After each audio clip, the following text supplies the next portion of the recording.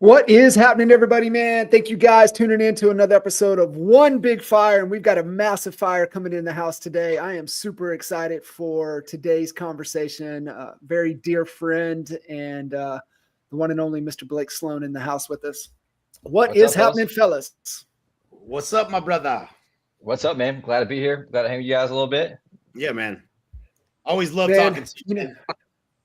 Yeah, it is, man. I always get fired up, and it's always great conversation, and just super excited to jump in. And coming out of Labor Day, and all of us kind of hitting that point in reset statistically, right? This is where everybody gets dialed back in for the next couple months, September and October, and which in real estate tends to lead why most agents have a really good, November before the holiday season, and right. Definitely no different in all aspects. So I'm excited to jump into that. But, Al, coming out of this weekend, Labor Day weekend, I know you had some thoughts around it that wanted to kind of share before we really jump into Blake's story. Well, yeah, man. And it really kind of goes to Blake. I was actually just thinking to myself, the first time I met Blake was in 2010 at EGS. And we were all much younger then. Especially Blake. Yeah. Ironic, he's got this, $1,000, $2,000 suit on. I mean, that's how I met this kid. And he was on the panel. And this is my first time, and I didn't even know you, Jay. I didn't know John. I didn't know anybody. I flew down there by myself. And I said, and then we went to the bar afterwards, and I seen Blake walking around. I was a little intimidated, man. I'll be honest. I was like, I don't know if he's pretty intense. Yeah. And what was really cool is that's kind of like the beginning of, at least my part of the beginning of the journey, and meeting you and watching you. That was 15 years ago, guys. 15 years ago. And It made me think about work because, man, the one thing I've always watched is that we're all hard workers, but watching you, Blake, I mean, I remember on stage you declared, I'm going to be driving a Maserati next year. Like you said it. And I'm like, just pumped thinking he's going to be driving a Maserati. I know you had it like 3 months after that, but work isn't just something that we've done, man. It's something we've embodied as our culture.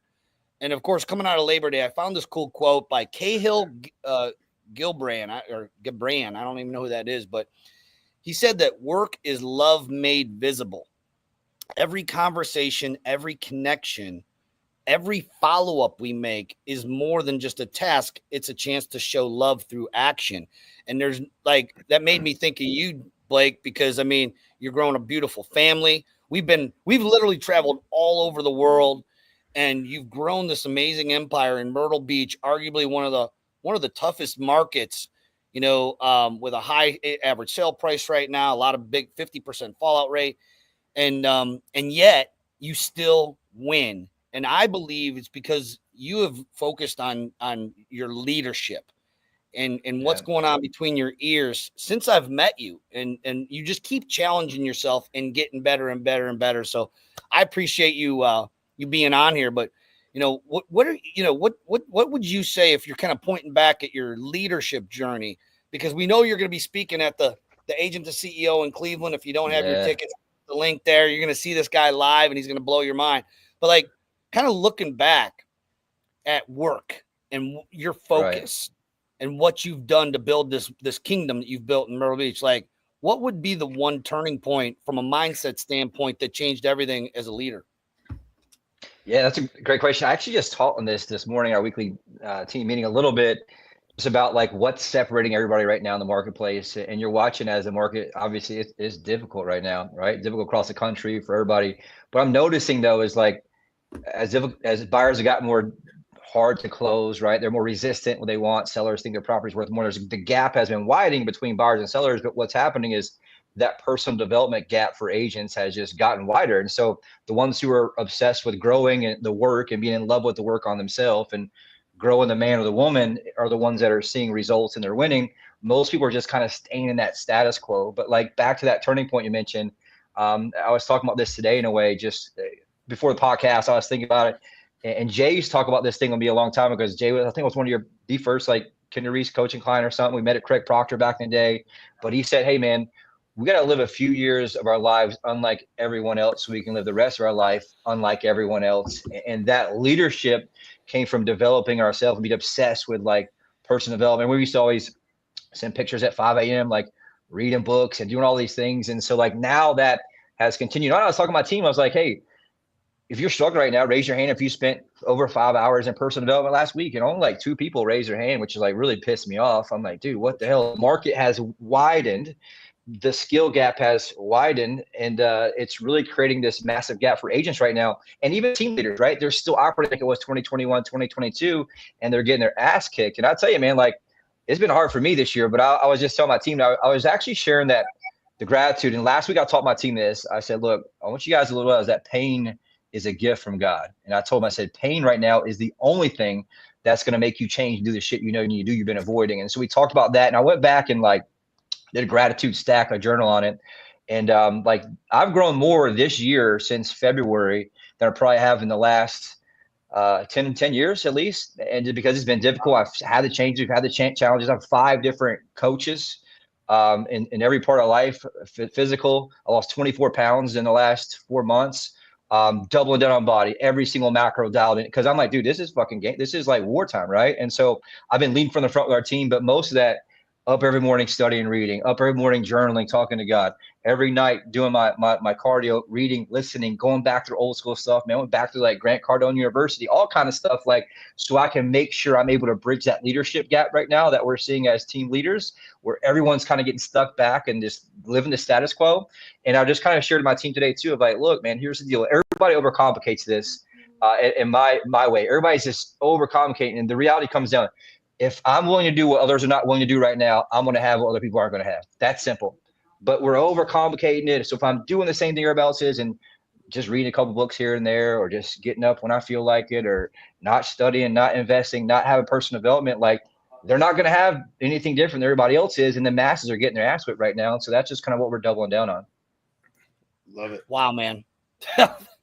Dude, that blew me away on so many levels. And I connect on a lot of those because I'm on that same journey, you know, making big changes, decided getting up way earlier than I've ever gotten up, getting my readings in, opening, you know, listening to the Bible verses, filling my brain with the right stuff. What it actually made me, and it reminds me of John. We all know when we think of John, we think of coach and we think of insane, crazy runner running 100-mile races. And he didn't start doing 100-mile races. He started out, you know, maybe doing a 5K or whatever.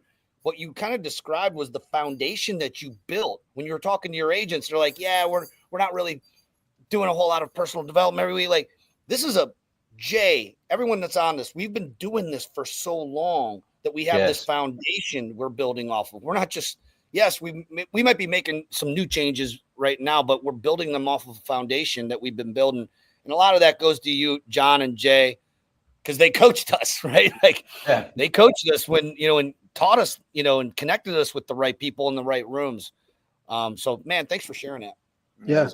You know, it's pretty crazy too, right? Blake, as you come back around, and I'm pretty sure most of us have tapped into Ben Hardy's new book, The Science of Scaling. And that's the scaling framework, right? Impossible goal, impossible timeline, but then you got to raise the floor. And it feels like, kind of when I was listening to you, I was kind of processing through his framework, is that you've essentially raised the floor for yourself. Looking at kind of the foundation, because I think this will be really useful for people that will tune in and listen to this conversation. What is that floor? Like, what we say personal development, and, you know, you're talking, you know, the fitness, you know, you're talking, you know, the mental, the spiritual, you know, emotional, everything, business wise. And, you know, what is that for? What is the personal development that you're referring to, that you're pushing out to your team as a leader? Yeah, that's a great question. And it's so, like, the last couple of years have been doing great. I'm ever since we've been, I think Al said, it's been a foundation for us. And I even shared my team this morning. Look, like, for me, it's hard. I can't wrap my head around anybody that, like, I've been doing it for so long. It's like, I can't wrap my head around getting my ass whipped for 6 straight months and not learning, not trying to, like, you know, study some stuff or figure out, like, I just call people, like, even like on our, you know, like listening team, or just getting crushed by sellers or price too high. I'm like, well, have you logged in and watched the programs? Well, no. What's the login? Like, dude, it's just, but back to that point, John, is I had this aha of like, I could just see things shifted. I could feel it shifting. The pain was kind of escalating. I'm like, all right, I got to double down. I've been kind of comfortable for a while. And, we were talking earlier, traveling the last 2 years. I traveled 1 week a month for the last 2 years, and business was still pretty good, right? And still comfortable, but I was still growing and had coaches and doing all this stuff. But like something like, I'm like, this is like an oh shit moment for me. And something switched, and I doubled down business coaching, spiritual coaching, relationship coach with my wife, physical coach in terms of my body and that accountability. But a lot of that came through doubling down on my body. Like, John, you obviously wear this too, of like, man, you push that mental piece. It really kind of, like, you eat the same meal every day for 4 months. You don't have any friggin' sympathy for anybody who can't show up and make some phone calls, right? Like, it's just a small, like, little details of like how you do anything is how you do everything. And so for me, it's been spiritual journey. It's been a business journey. It's been a capacity journey through pain and betrayal and all these issues that you kind of go through. And as a team leader and a business owner, and it's really had me just grow faster. I've really grown, I said, in at least a decade. And so I've been hitting all different areas, man. It's been wild, and it's been powerful in terms of the significant, the certainty I've been able to build, the confidence been able to build, and just kind of push through what I feel is a very, very difficult market, like no one's really talking about. Yeah, it really is. It really is a challenge. And we talk about like you had mentioned, the gap is widening. And we've talked, on, the One Big Fire last few weeks, going back to, 2013, 2014 with the, expert advisor positioning and the gap of the AFA, right? And it's just more and more and more.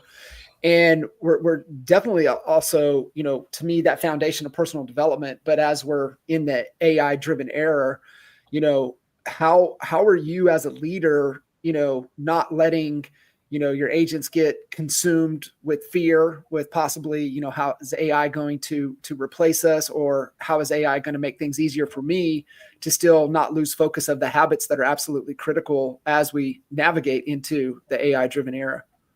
That's a great question, dude. That's so funny. I just taught this in that same Tuesday meeting. I did a balance of both. So one was like, we have 3 main things that really, are making a difference right now. Number one, radical personal responsibility. I talked about that, of like, no matter where you have, what's going on, where you're at, you have to have radical personal responsibility. Like, is it the market's down and the seller's crazy, or is there other people that are closing deals and getting stuff under contract? So if they are getting it done, then you should be able to get it done, right? And there's just a great piece there. The second, obviously, is the personal development piece. You have to make sure you're doing personal development to bridge the gap of what's happening, because here's why. As there's massive resistance in the marketplace, you have to have people are craving that personal connection, even with AI and the tools and stuff we have, which I taught that separate.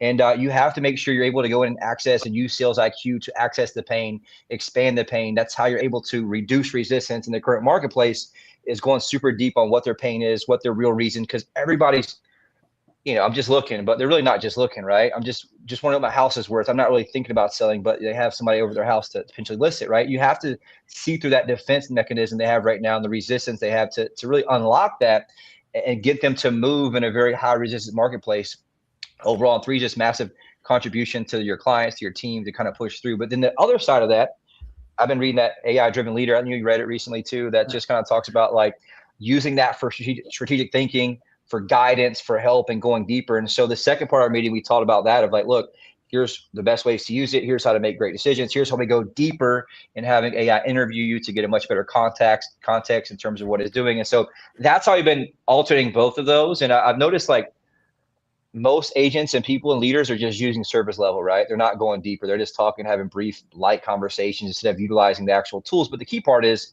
that's not going to save you. You have to go back to the fundamentals and go deep and have high level sales IQ right now to really unpack what the true pain and true reasons are that people are wanting to move, so we can get them to take action when they know they need to. I think Jay knows something about that rabbit hole AI. Yeah. And Oh yeah. No, it's fascinating. But yeah, no, it's up level in skill, man. Like, what you're saying, Blake, I went through at a super high level into my own marketplace. And, when people don't, if you don't uncover the pain and really get them to share, well, what happens if you don't do this? What does that mean? What is that going to mean? Like all of those things are things that, we developed those skills over years and years of beating on our craft. But teaching people how to get better at that, it's just so much easier now with Chat GPT, because you can take this and go down a rabbit hole on how do I overcome resistance with a seller in this situation. There's so much more personal information you can bring into it now, easier, gather the information and find out about them so you can build rapport easier and make that connection. Like there's so many ways that you can integrate it and make things easier for you.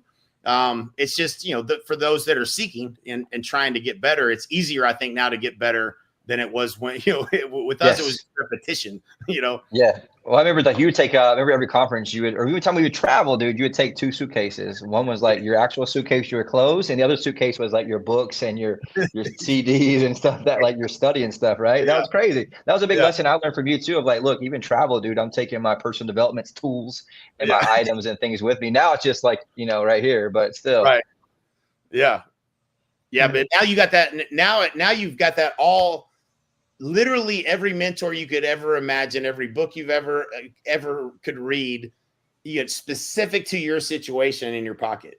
I mean, there's no problem you can't solve and you can't figure out. So it's very empowering when you realize how much access to information instantly that you have to whatever problem it is, whether it's, even little things like, the song, you got somebody you're trying to recruit, you could create a song and send it to them. Like little, just so many little things and ideas and angles that you can use AI to do things that are going to help you, depending on, you just have to be willing to test and try it, Yeah. And one thing I noticed too is that a lot of people just you got to teach them how to think, right? Teach them how to prompt the right way and how to reverse engineer. Those people they're just not great at writing. And so you have to kind of, here's the way you think through it. Here's how you sound the certain, context roles, all the stuff to do. But then, like you said, how do I reverse engineer the problem to make it actually go deep enough where I can get leverage on the seller or the buyer or the client or whatever it is, and get what you want. And that was something I think it's been an eye-opening thing for me, is teaching that to people so they can think the way they need to think to get the result they need to result in the back end. Yeah. I always try to, I mean, my prompts are sometimes I'm just like, oh, okay, here's what I'm trying to do. And here's the situation. Here's like, I give it everything. Like if I was sitting down with Jay Abraham and I had to explain to him what it is I'm trying to do, that's how I try to explain it to Chat GPT. And so that, giving it all that content, I have broke it a few times. I don't know if you've run into this, but you can break this some bits. That's for sure. I just did. Yesterday it just said I'm out of memory, or I'm like, what do you mean I'm out of memory? So I got to upgrade my thing. But what you guys were just talking about, what popped into my head was when it clicked for me, and this is more on like a spiritual lesson.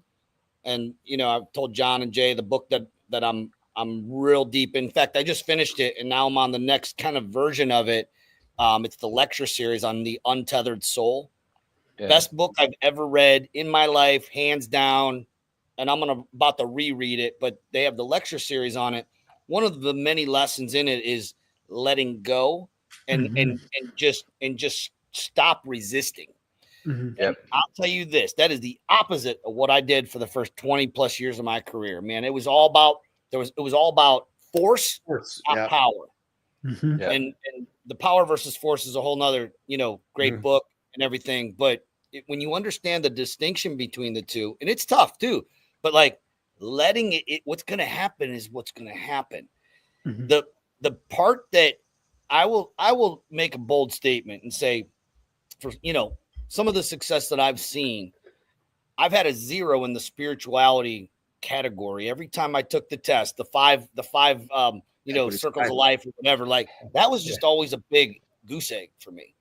And I'm a recovering Catholic and everything like that, was altar boy, all that. I didn't get that spiritual part. That book helped me. And now what's amazing is the dots that it connects for business, for relationships, for being able to communicate at a higher level and solve conflict. And I just didn't get it for so long. I'm glad you had said, you got the spiritual coach. John introduced me to Dr. Matt, who's been life-changing for me. Mm-hmm. I think going back to the AI conversation, for me, the biggest thing was being able to get vulnerable with the AI. When you're able to just let it go and let it flow, into there is where you're going to see the biggest results as far as like, dang, you start to grow as a person when you're able to do it like that. And that's what I've been really, seeing as far as from a leadership standpoint. Yeah. And I think that, the thinking component to it, right, is so important to be able to understand. But where I think thinking better and accurately comes in is grown through pain.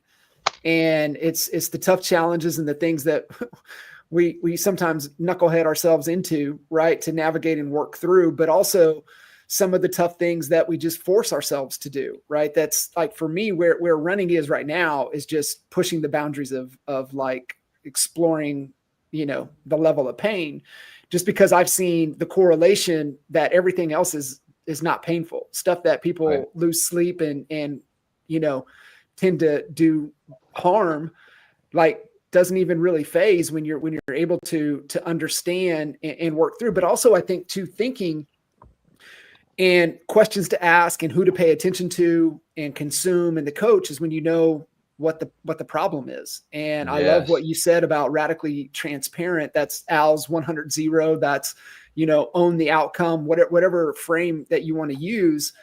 And when you can just take responsibility and understand that, hey, I caused this, right? In some aspect, it might not be 100% my fault, but I caused this. It's 100% on me. And then that, to me, allows where to start working and what to start consuming and what questions to start asking. Because too many times, right? I mean, what did Jay always tell us? Is it, intellectual entertainment, or is it really helping you, solve and navigate the problems that you're trying to solve? Yeah, 100%. Check this out. So let me share. This is me being vulnerable. I'm afraid I shouldn't even do this, but so this is, let me find the right one. Mindset coaching tips. So I'm going to share. So this is me talking to ChatGPT about rigs. I'm having hell getting my kids to understand mindset. As you know, we came to agreement on core values and watch motivation movies.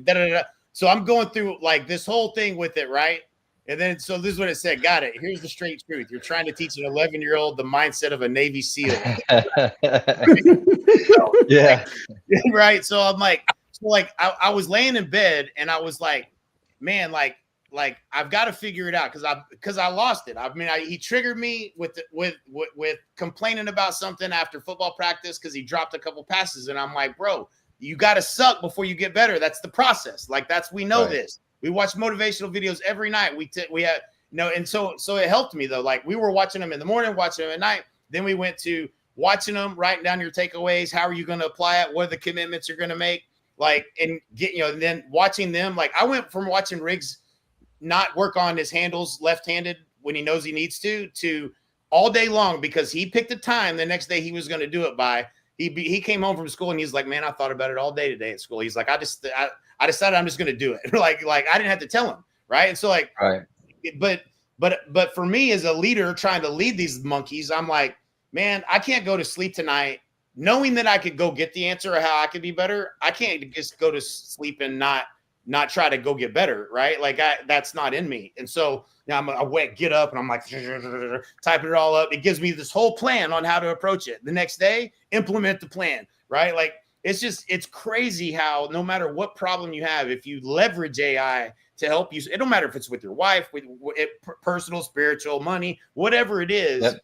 I use it for everything. And it's changed my life. Like, it's not like I got to go buy this one book and read this one book to get that one idea. Like I can get it all in a breakdown and a checklist and a spreadsheet and like, the whole thing done for you. Hey, would you like for me to put that in a spreadsheet so you can track it every day? I'm like, well, okay, yeah, that sounds good. I didn't think of that. But it's been fascinating how much better you can get, at anything instantly. Like I feel like we have all our mentors in our pocket now. Yeah, dude. What you just described is the gap.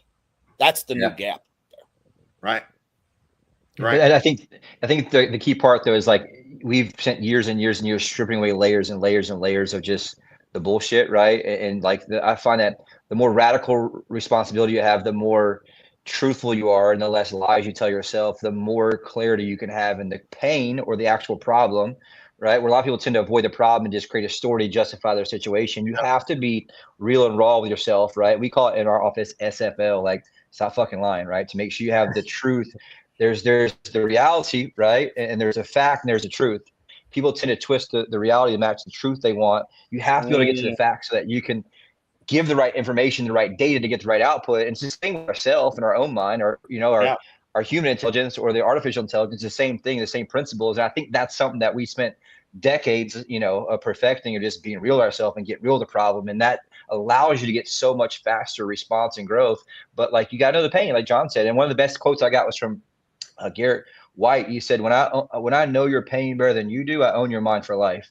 And I was like, man, that really hit me. And I think about that a lot, because most people have pain, but they can't put the words to the pain to help them figure out to get out their own way. Right. And so the more we can help them get clarity on that, the more you can help them move. And I think that's where like the true gift comes right now in sales, in leadership, in yourself, of like, how do I put to words? And like you said, you use AI now to help go through the question interview of like helping me put what I'm feeling into words, and boom, now I can get the outcome I want, or the plan I want, at least. Right. You're right. So getting people to understand their pain like that, they mask it, and it's hard to get to that point where people are, how do you help people see that it's not truth, like without them resisting and getting defensive and wanting to make, they want to own all those excuses? How do you break through that barrier? So with our team wise, right? Like, number one, it starts to get vulnerable, me being vulnerable, and like, being vulnerable with myself and things I've gone through and things I'm going through, and just share my shit sometimes. Right. But number two, and we talk about this, like phase one is, we call it live by the code. Right. And this is some stuff from like the warrior things that we do, but it's like, I got to live by that code, meaning I tell the truth, no matter how painful it is. Right. I look at the facts, not how I feel.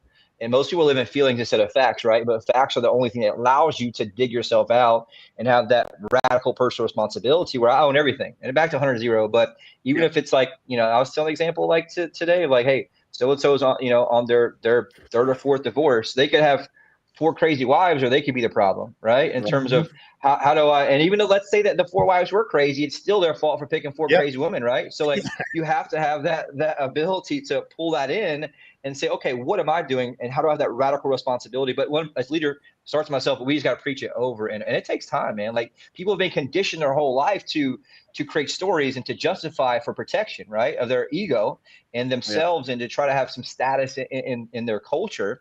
And so we have to strip that away, because that's the ultimate power, I think, in today's world, is anybody can stand in that truth and have no skeletons in the closet, and they can have all that internal power because they can deal with themselves. And now, when I don't give that power to somebody else, I can change the outcome. But if I blame my childhood or my parents or my spouse or friends, I can never change the outcome. I just gave all the power to them, and that's where they feel helpless.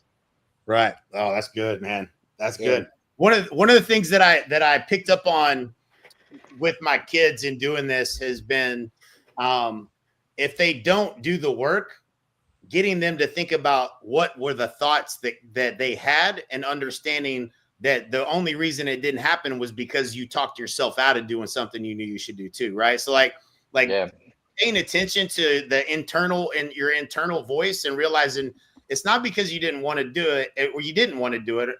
You said you committed, you said you were going to do it. What did you say to yourself? How is your mind controlling you to not do the things you're supposed to do? Pay attention. That's as much as the lesson as you actually did the work, right? Is that when you didn't do it, you learned something about how you talked yourself out of it, and that is something you have control over. And so, man, it's fascinating, man. It's fascinating. But kids are a different level. Apparently, I'm a little too intense according to ChatGPT. But we all trying to learn. I mean, back to what you said, our minds are the problem, because our minds are our ego, and we all manipulate. We manipulate ourselves into thinking, or making an excuse, even if it's just internally, not externally or whatever. And that's what I learned is, like, one of the things that Dr. Matt had said is that when you find yourself in this, it's having that awareness to stop and step into the spirit and let it flow. Then now you're observing it from a spiritual standpoint, and you're looking at it, you're like, dude, I'm making a fucking excuse right now. Stop. I wrote it down, dude. Stop fucking lying. When the SFL, when you guys are, when you say that, you're referring to yourselves, not lying to other people, right? Like internal, you're bullshitting, right? you manipulate all the yourself, time. right? You lie to yourself more than anybody, right? And that, like, back to what Jay was saying too. And if the way to really unpack it is, you always got to look at the story. What's the story I'm telling myself? Because the story is always a justification, right? The story, that the reason, that the because, or the this or that, the story around it is what ultimately is the way that you can lead yourself out. But you got to be able to identify the story and say, okay, is this fact or feeling? And then ultimately, how do I go back and reframe that story to something that's more powerful? It's like Jay said, like, with Riggs, like, what's the story he's telling himself to let himself off the hook? That's where the key piece of leverage is, right? And if you can teach them how to uncover that faster and correct that faster, and how do I create a more powerful story that can lead me out of that hesitation or whatever it is, that's how you find the action mode. But yeah, I mean, it takes a lot of personal work. Like you said, it takes a lot of internal out. But it's like you said, Al, the first thing, and I tell my team all the time, number one, you got to realize it, right? You got to pause and just be like, okay, I call myself out my own stuff. And two, give those around you permission to call you out. Like Haley, she calls me out all the time. She's like, that's a great story. I'm like, shit, that is a good story. I like that story. it's like, but then you catch it. Like, listen, man, I wrote that story. That's a good one. Well, the thing, dude, what I want to put out, Blake, too, like, the all of this that you're doing for your team, and it's a culture you've created. Like, you created a culture where it's okay to hold each other accountable, which I think accountability is the highest form of love, right? Like, y'all live by these values, and I know you live by them by day, by night, and you're no different. No matter where you're at, you live by these values, and you created a culture where it's not okay to not be like that.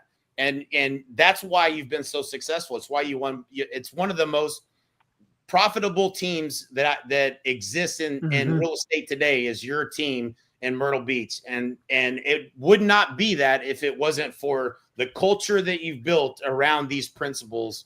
That's what allows it to happen. There's no other way to get there. And so, like, you've done what from the outside looking in, having us looked under the hoods of thousands of these vehicles.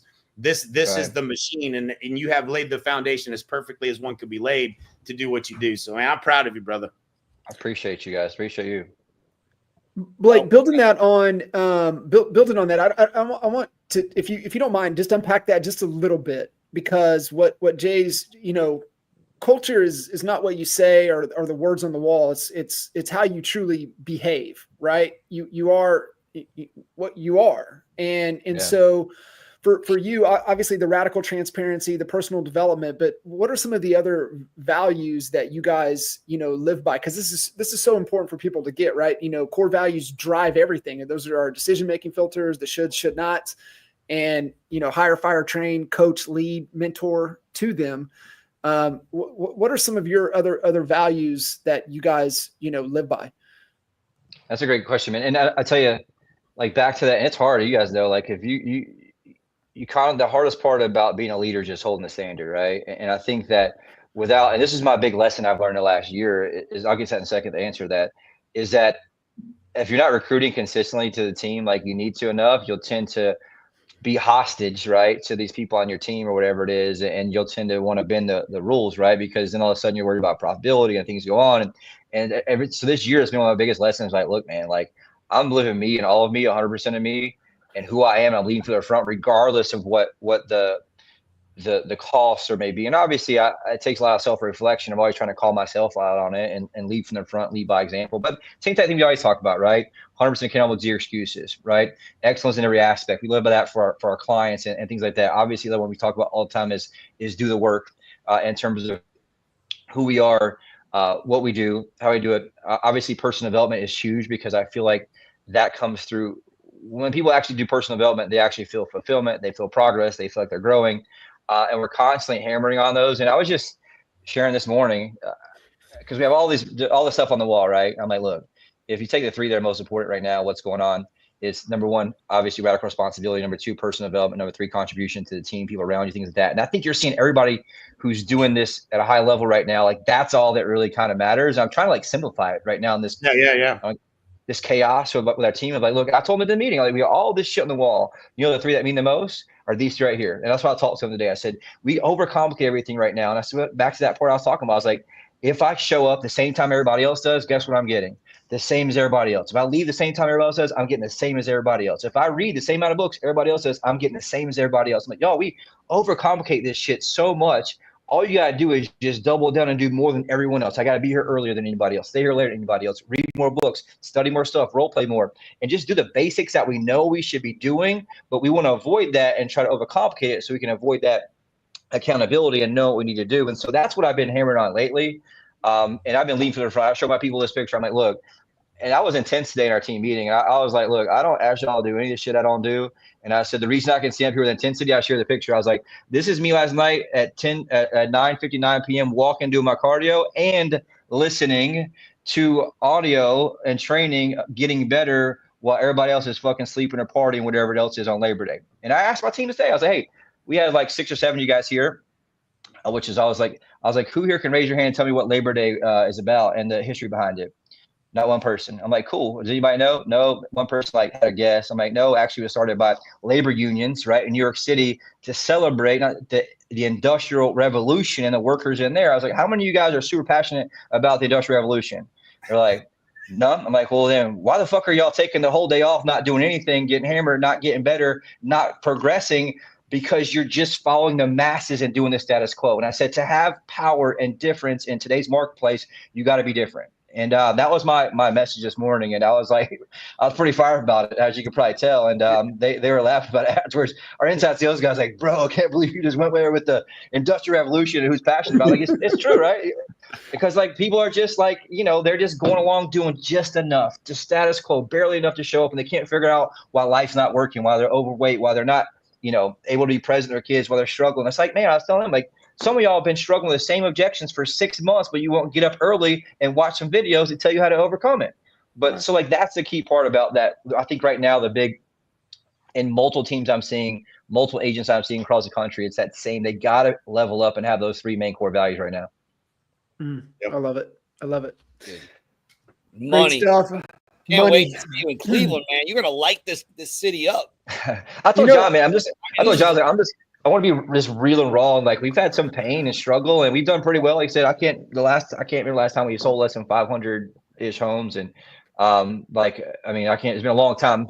And to maintain that for so long has been very, it's difficult to do. But the reality is, like, there's a lot of pain that comes with that, and a lot of stuff that, looking back, is like massive amounts of gifts. And I can't wait to share some of that about like why the problems that you're having are, and how to really break that down and how to embrace them. Right. One of the biggest problems that people have right now is thinking that they shouldn't have the problem, and thinking that they shouldn't have the pain with the problem. And so if they can embrace that and look at, like, look, this happened either, for me, because of me, for me to be able to change, do what I need, that's where the enlightenment comes in. So I'm excited, dude. I can't wait to share about some of the stuff we've been through and the stuff I've gone through and help everybody. I think I was telling John, a lot of people having this pain, they just aren't talking about it, right? And I think now it's kind of talk about it so people can get power from it, and they can grow from it, and they can shorten that learning curve instead of just ignoring what's right in front of their face and feeling that pain.